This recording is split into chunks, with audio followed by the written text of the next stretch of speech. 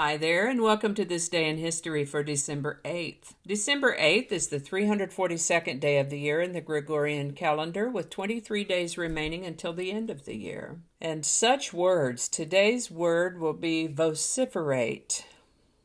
The word vociferate means to shout or utter loudly, as in, for months, people rallied in their villages and vociferated on TV. To vociferate is to shout or yell. People vociferate when they want to be heard. Really, vociferating is just a fancy word for shouting. A police officer vociferates by yelling stop at a suspect. In sports, coaches vociferating is aimed at their players and referees. Parents often vociferate when their children misbehave. If someone is talking very loudly, they're vociferating. Never vociferate in a library. The librarian will tell you to keep it down. This word comes from the Latin vox, which means voice, and fere, to bear. The earliest documented use of this word is in the year 1548. And one more thing before we get started. This being the 8th, I want to take a moment to wish my niece Candace a happy birthday. Happy birthday, Candace. I hope you have an amazing birthday and an amazing year ahead. And now we're going to start the history part in the year 1542, when Mary, Queen of Scots, was born. In Linlithgow Palace in Scotland, a daughter was born to James V, the dying King of Scotland. Named Mary, she was the only surviving child of her father and ascended to the Scottish throne when the king died just 6 days after her birth. Usually by the time one says long story short, it's too late, but long story short... Mary, Queen of Scots' life was pretty much an over-the-top soap opera. I have put a link directly to this story in the show notes, so if you'd like to learn more about her complex, crazy life, check that out. In 1660, a woman, either Margaret Hughes or Anne Marshall, appeared on the English public stage for the first time in the role of Desdemona in a production of Shakespeare's play Othello. Prior to that, all parts were played by men. On this day in 1863, President Abraham Lincoln offered his conciliatory plan for reunification of the United States with his proclamation of Amnesty and Reconstruction. In 1894, humorist James Thurber was born. He was born in Columbus, Ohio, and when he was about 7, he lost an eye in an accident while playing with his brothers. His disability made him shy and awkward, and he was something of a misfit until he discovered a love for writing while at Ohio State University. He encrypted and decoded messages for the Army from 1918 to 1920 in Paris, and later worked there as a freelance writer. He married Althea Adams in 1922, and in 1926 they moved to New York. He became associated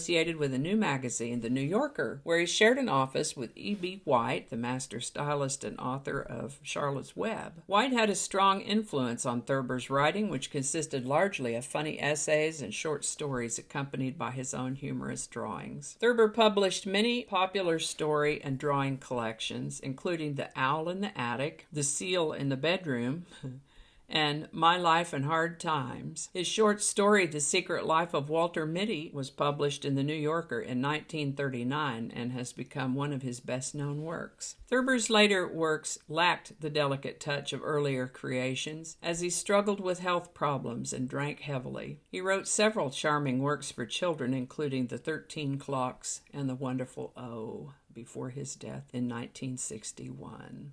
1941. Okay, so day before yesterday, FDR telegrammed Emperor Hirohito of Japan, imploring him for the sake of humanity that the emperor intervene to prevent further death and destruction in the world. And yesterday, Admiral Yamamoto's fleet pulled a surprise attack on Pearl Harbor. And so it is that today, December 8th, is when President Franklin Roosevelt appeared at the House of Representatives to request a declaration of war from the House and to address the nation by radio. As the now famous speech goes, yesterday, December 7th, 1941, a day which will live in infamy. The United States of America was suddenly and deliberately attacked by naval and air forces of the Empire of Japan. No matter how long it may take us to overcome this premeditated invasion, the American people, in their righteous might, will win through to absolute victory. Jeannette Rankin, the first woman elected to Congress, and a dedicated lifelong pacifist, cast the only congressional vote against the U.S. declaration of war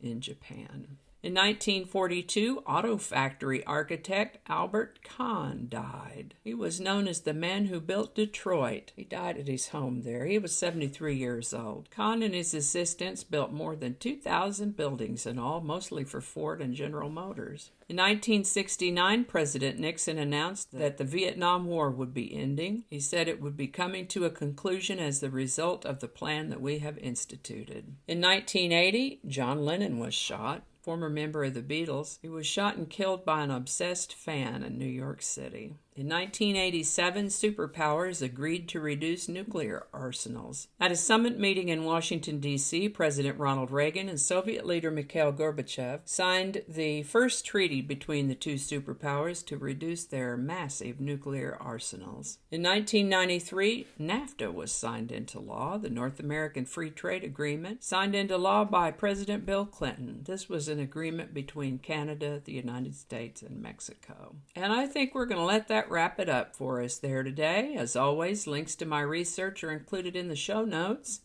Thank you so much for watching. Give it a like if you enjoyed this video. Consider subscribing if you haven't already, and share this video.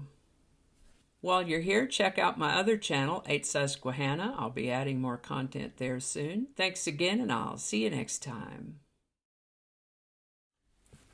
Okie dokie, Smokey.